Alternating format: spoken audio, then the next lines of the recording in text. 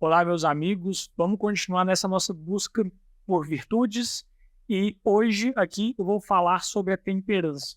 Mas antes de falar sobre a temperança, eu só quero dar um recadinho para vocês que eu acho que eu descobri o que é o áudio, então estou na esperança de que o áudio saia melhor para que os vídeos sejam possíveis de ser assistidos, né? Mas então vamos lá, sem muita demora. E a gente está nessa busca pela felicidade, né? Pela grandeza de alma. E isso se dá a partir da medida que a gente alcança virtudes. Mas o que é virtude? Que às vezes a gente tem uma visão muito idealizada da virtude, muito romantizada, uma coisa muito heróica, que você precisa ter superpoderes, ou então ter como o Batman, que não tem superpoder, mas tem toda uma armadura, né? Assim, todo um dinheiro e a capacidade ali para construir um repertório, um tanto de recurso para se arriscar e salvar a sociedade. Mas não. Na verdade, tipo, a partir da Suma Teológica, Santo Tomás de Aquino, ele vai nas provas da existência de Deus, e aí ele vai levantando questões, e ele parte do que parece mais provável ser ou não ser, do que parece ser mais senso comum. E aí ele levanta artigos para argumentar contra ou a favor daquela questão. E ali ele vai chegando numa sistemática muito sólida, de um raciocínio muito sólido, e ele vai citando muitas vezes Aristóteles, né, Santo Agostinho e grandes pensadores da época, para ele chegar a uma conclusão. Então, é algo muito rigoroso. E aí, primeiro ele levanta a questão da existência de Deus. Será que existe ou não existe Deus? Existe um Deus ou não existe? Depois ele levanta o que é o ser humano e o que é próprio do ser humano, qual que é a natureza do ser humano. Ele tenta entender como o ser humano funciona e a partir desse momento, depois ele levanta outra questão, que é sobre Jesus Cristo. E a gente vê que Jesus Cristo, na verdade, era o ser humano perfeito, era o ser humano totalmente virtuoso. Só que ele obtinha de todas as virtudes, tanto as teologais quanto as virtudes cardeais.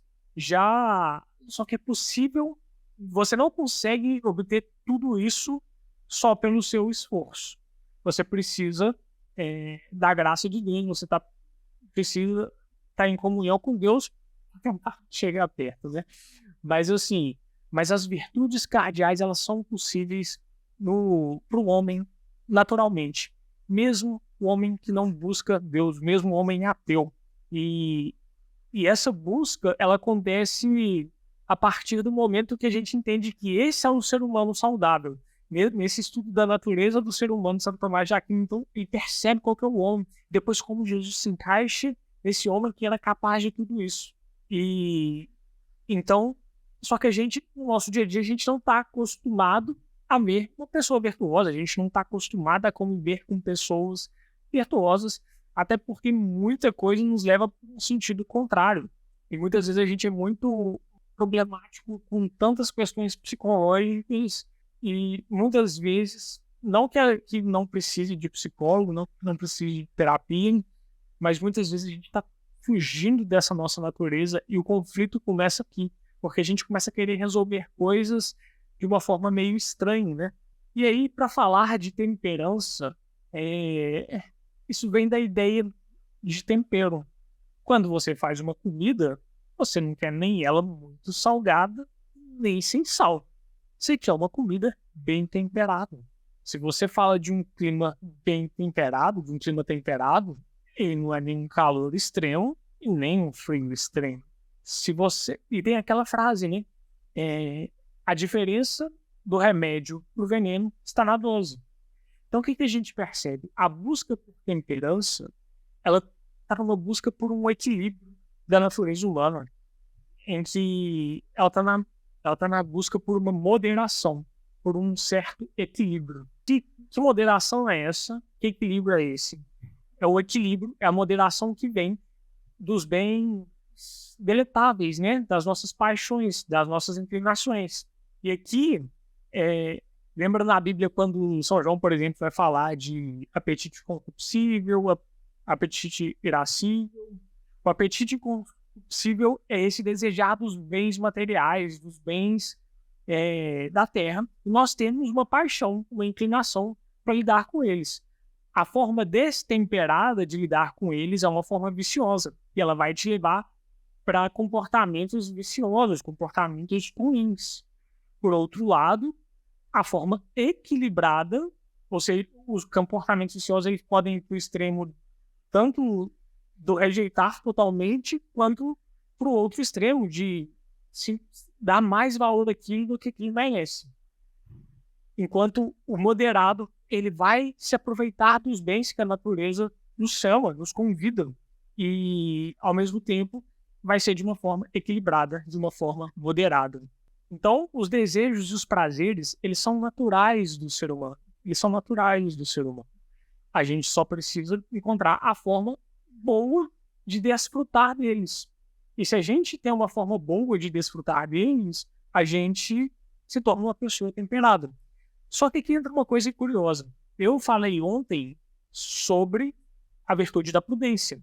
E a virtude da prudência, ela é muito importante, e eu falei dela primeiro, apesar dela ser a virtude mais alta das virtudes, mas porque ela precisa estar contida em todas as outras virtudes. As virtudes, elas conversam entre elas.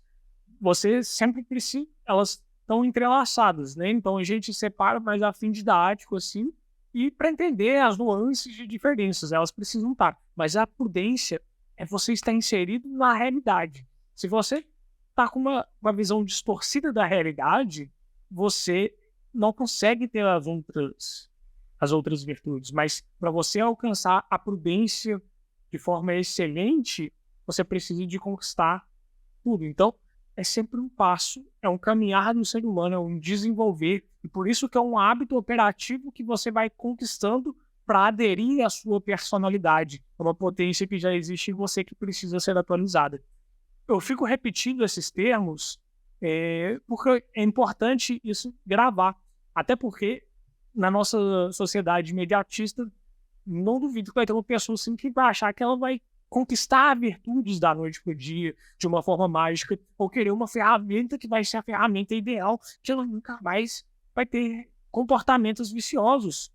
Mas isso se dá na construção do dia a dia, num olhar atento e nessa busca verdadeira. Então, você vai precisar fazer juízos sobre como você se comportou, e depois do juízo, você vê que você exagerou, ou que você não fez o que deveria fazer e foi com pouca intensidade demais, você vai fazer um novo roteiro. E esse roteiro você vai tentar ser mais prudente nesse roteiro, para que quando você estiver diante desse bem que é amável, que ele tem algo para te oferecer, que você lide com ele de uma forma temperada. Então você vê que existe o juízo da justiça, existe uma força porque você precisa se controlar, uma força meio irascível. Você precisa dessa ira para você ter fortaleza e conseguir se controlar, porque, querendo ou não, muitas vezes, principalmente se você está acostumado com um comportamento vicioso diante de algo que te dá muito prazer, você precisa de uma ira para ir contra o seu próprio desejo, o seu próprio prazer. Mas é um prazer o quê? Que está te fazendo mal. Então, você vai juntando isso, e aí mas esse bem, essa mesma coisa que está te fazendo mal, ela tem um potencial para te fazer bem, desde que você consiga ser moderado nela. E o que é muito curioso aqui, que na sociedade hoje a gente vê muito, coma sem culpa, coma chocolate sem culpa. E aí isso é explorado até no marketing, né? De uma forma, ele te dá o desejo, te dá o prazer, te convida a comer sem culpa, mas parece que ele está te convidando até por um certo excesso, né? Porque eles querem que você coma o máximo possível e ganhe-se a sua saúde. E o que a gente percebe aqui na natureza da temperança? Que ela está completamente relacionada à natureza do homem. E se você for por uma perspectiva evolutiva, biológica, por assim dizer, né? Evolutiva, só para comparar, é interessante a gente fazer essa comparação, porque nessa perspectiva, se a gente parar de comer, a gente morre. Se a gente parar de fazer sexo, acaba a vida, né? Não vai ter acabar a vida humana. Então a gente precisa fazer sexo e a gente precisa comer. Então é normal, é natural que dentro dessa perspectiva evolutiva ou antropológica, que seria a própria natureza do ser humano, que ela sinta prazer diante desses bens, que ela sinta vontade, que ela deseje estar com esses bens. É totalmente natural, porque isso vai permanecer ou você vive individualmente ou como espécie. Então você tem que ter prazer com isso. E o que é muito curioso aqui hoje é que a gente quer comer do bem do melhor na quantidade que a gente fizer, mas a gente não quer engordar. A gente quer fazer sexo e ter o máximo de prazer com sexo, mas a gente não quer reproduzir, né? Não quer ter filho. Você não quer as consequências. Isso é totalmente imprudente. Por que é imprudente? Porque está indo contra a realidade da natureza das coisas. Se você come e você come demais, a tendência é que você engorde. E aí, nesse relacionamento vicioso, relacionamento culposo, muitas vezes você quer comer, você vai acabar querendo vomitar, né? Não quero entrar em lados psicológicos, psiquiátricos, porque não é o meu objetivo aqui. Não sou psicólogo, não sou psiquiatra, mas é importante a gente refletir sobre isso. Da mesma forma como a gente quer tentar criar todo meio contraceptivo, a gente quer tentar de tudo pra gente que faça o máximo de sexo e que esse sexo não gere consequências ruins pra gente. Mas, se gerar, morta, entendeu? Porque eu não quero as consequências. Eu só quero desfrutar do que me dá prazer de uma forma desordenada. É esse o recado que a sociedade passa hoje em dia. E aí, o que é muito curioso aqui é que se a gente pega o comportamento, porque a gente quer ser mais feliz, né? Se a gente pega o comportamento da pessoa que é muito entregue a esses prazeres, seja da comida, seja do sexo, qual que tende a ser a realidade da vida dela? Essa pessoa, ela acumula mais sofrimentos ou ela acumula mais felicidade? Ela se aproxima do ser ideal? Porque, vamos lá, se a pessoa come muito de forma desregrada, ela está mais propensa a doenças. Ela está mais propensa a diabetes, a pressão alta, a obesidade, né, e todas as consequências, um cardio ruim, né, um sistema cardiovascular ruim, problemas respiratórios, problemas intestinais. Por outro lado, acontece o mesmo com o sexo. E doença sexualmente transmissível, e consequências negativas para a própria vida da pessoa, onde ela acaba sendo infiel, onde ela acaba tratando outras pessoas como objeto, onde ela não é capaz de amar aquela pessoa e desfrutar de um sexo porque ela ama, mas ela usa aquela pessoa como um objeto para poder lhe dar prazer. E isso traz consequências afetivas. Mas as pessoas querem exatamente isso, usar e serem usadas como objeto sexual, mas tem que ter responsabilidade afetiva. O pessoal pode ter filho.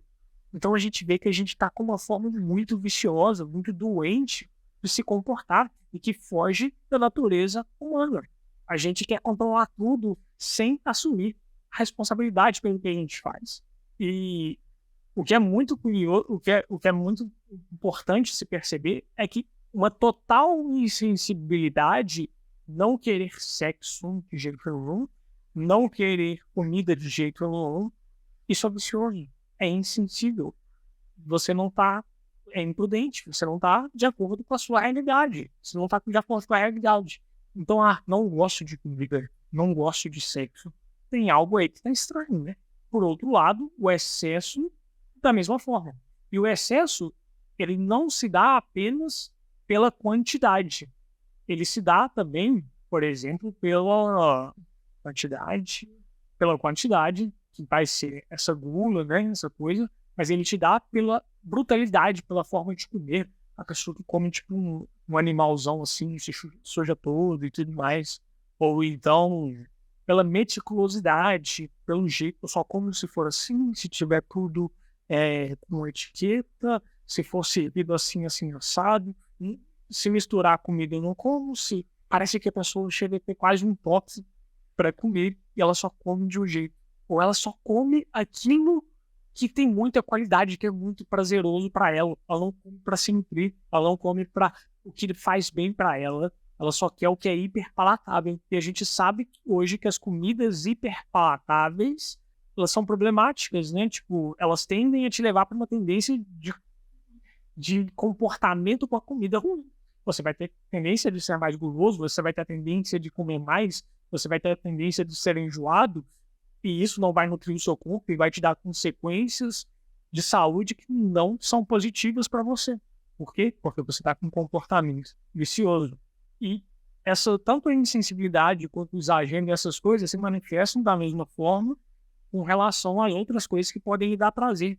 Por exemplo, no sexo, você não querer fazer sexo, ou você querer fazer sexo o tempo inteiro. Você não tem nem o toque para fazer sexo, né? Você só quer de um determinado jeito e você não está ali para amar uma pessoa, mas para controlar ela, para que ela te dê prazer. Ou você quer com gente demais, ou seja lá o que for, né? Seja lá o que for. Mas você vê que tem uma desordem aqui. E existem outras coisas que nos dão prazer. Às vezes, estudar. E estudar, você precisa estudar de forma moderada. Primeiro porque o seu cérebro ele não é capaz. Você vê que tudo tem estudo científico, né? Estudo do melhor aproveitamento do ser humano, da neurociência, que consegue mostrar a necessidade do equilíbrio das coisas. E aí você vai para os estudos. O estudo é sobre... Como que chama? O estudo vai ser você tem uma capacidade cognitiva que você aguenta receber informação. E se você estudar demais, chega um determinado momento que o seu cérebro para de absorver informação. Se você não dorme e estuda, você não cria memória, você não cria o aprendizado, porque a sinapse acontece principalmente no sono. Mas você também tem que estar atento, tem que estar alerta, você não pode estar distraído. Então, todos os seus comportamentos eles têm que levar. Agora, se você vai pela curiosidade demais e não pelo aprendizado, não de forma moderada, você fica no Twitter recebendo informação o tempo inteiro, nas redes sociais recebendo pelo jornal o tempo inteiro, isso já passa a ser curiosidade, não está fazendo diferença, não está melhorando a sua vida, mas está te levando pela curiosidade de uma forma desordenada. E aquilo vai ter consequências na sua vida também. Isso vai acontecer na brincadeira. A brincadeira desordenada vai ser ruim, mas ser sério demais, você é chato, ninguém quer estar perto de você. Isso vai acontecer em qualquer atividade que você exerça, quer um bem material, que seja no futebol, que você tem prazer com futebol. Se você fica no futebol o dia inteiro, você tá desordenado, com comportamento vicioso. Se você é indiferente a todas as atividades físicas, também é um comportamento vicioso. Você não gosta de nada, você vive no seu mundo fechado, num quarto, enfim, seja como for. A nossa busca é sempre pela moderação. E o que é muito curioso é que para Aristóteles, o cara destemperado, o cara dado às paixões, escravo de suas paixões, é o ser mais reprovável, é o pior de tudo, porque ele se comporta como um animal. Então, o cara é imaturo, é infantil, porque ele não conseguiu se dominar, ele não conseguiu a primeira coisa que você precisa. E você vai ser completamente entregue. Então, é o imaturo, você é totalmente imaturo porque você é destemperado, segundo Aristóteles. Não quer dizer que você é o mais ruim, mas porque o cara ruim, o cara que é mal, você pega o alemão lá do bigodinho, esse cara tinha muito controle, ele não podia ser destemperado demais. Claro que ele pode ter um destempero ou outro, mas para ele conquistar e para ele conseguir ser ruim, ele precisa de certo controle, de certo domínio próprio. E você vê, é até curioso, né? Quando você vê em filme o vilão, filme de terror, o vilãozão lá que mata todo mundo, ele não corre, ele anda. Porque ele passa uma sensação de controle de toda a situação o tempo inteiro. Ele não é destemperado, ele sabe que uma hora você vai ter que pensar, porque você está desordenado, porque você está desequilibrado. Olha que curioso, o cara quando ele é muito ruim, quando ele é muito maldoso, ele domina os seres destemperados. Ele domina a situação nesse quesito. E os grandes vilões, eles precisam também não serem totalmente destemperados. Eles precisam de certo tempero, de certo equilíbrio para que ele conquiste e consiga fazer as coisas ruins que eles desejam. Enfim, é isso. Se você gostou, como eu falei, eu já fiz um vídeo sobre a prudência. Só um detalhe que se o áudio tiver ficado melhor dessa vez, eu vou tirar o vídeo e vou subir de novo, Vou ver todos, se eu consigo consertar todos, se eu conseguir, paciência. E também quero falar da matriz do espiral ascendente, que é a plataforma que eu estou construindo nessa busca desse autoconhecimento. E tudo isso que a gente está falando aqui é muito interessante quando a gente começa a ver, por exemplo, em personagens fictícios. A gente vê em Crime e Castigo essas desordens, essas motivações desordenadas, confusas que os personagens possuem, e como a gente às vezes sente desprezo por esses personagens, como o cara que você olha e você tem fã dele, normalmente ele é muito dado ao vício, ele é um cara que você percebe que ele tem um comportamento ruim, já você se identifica mais com quando as pessoas têm comportamentos virtuosos, quando elas procuram o bem. Então a gente começa a ver isso dentro da ficção, a gente vai ler livros, ficções juntos, e isso vai te dar um repertório de cultura, de inteligência, de capacidade de compaixão e de autoconhecimento.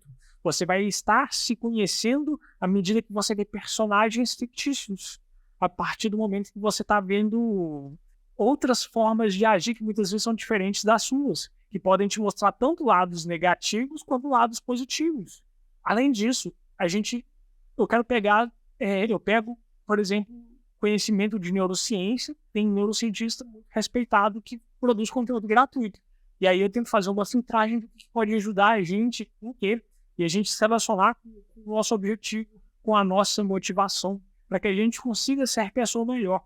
Porque, na minha opinião, parece que o ser humano esqueceu de como o ser humano funciona. E a gente tem tentado tratar tanta coisa, esquece da própria natureza do ser humano. Porque se você for uma pessoa saudável, você vai estar em busca. Ou se você deseja ser uma pessoa saudável, em busca da felicidade, isso não quer dizer que não vai ter sofrimento na vida, que não vai ter tristeza na vida, mas mesmo quando as coisas ruins acontecem, você sabe que esse é o caminho a ser seguido.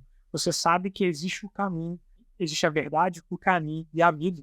E ela aponta para a direção correta. E muitas vezes, mesmo que as coisas nos custem, mesmo que seja difícil, porque a natureza da vida é isso. E a gente vai ter sofrimento, que a gente parta por um caminho vicioso ou virtuoso. Isso é inevitável, é totalmente inevitável. E aí você escolhe qual caminho que você quer. Aquele que vai te custar, que vai ser difícil, que vai ser árduo, mas vai construir a sua personalidade, vai construir virtudes, ou se você quer ser entregue aos vícios. Por isso, a gente tenta entender melhor como essa antropologia do ser humano é desenvolvida de acordo com a filosofia clássica cristã. E se você se interessa, acho que semana que vem, se você está vendo no dia que eu subir, acho que semana que vem eu devo colocar o link no ar, mas se você está vendo esse vídeo depois, o link já vai estar aqui na descrição. Beleza? Muito obrigado e até a próxima.